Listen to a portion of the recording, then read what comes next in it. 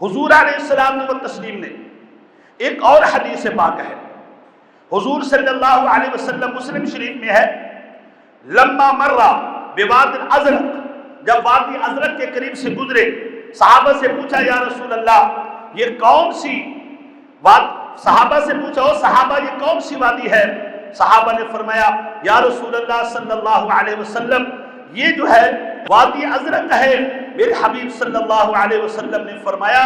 کأنی انظر الی موسیٰ، فرمایا میں موسیٰ علیہ السلام و تسلیم کو دیکھ رہا ہوں، وہ ایک سواری پر سوار ہو کر کے یہاں سے گزر رہے ہیں اور جو لبیک اور اللہم لبیک اللہم لبیک کہتے ہوئے جا رہے ہیں اور حج بیت اللہ شریف کرنے کے لیے جا رہے ہیں۔ حضور صلی اللہ علیہ وسلم ایک اور جگہ کے قریب سے گزرے، آپ نے پوچھا صحابہ یہ کون سی وادی ہے، یہ کون سی جگہ ہے؟ صحابہ کرام علیہم الرضوان نے فرمایا یا رسول اللہ صلی اللہ علیہ وسلم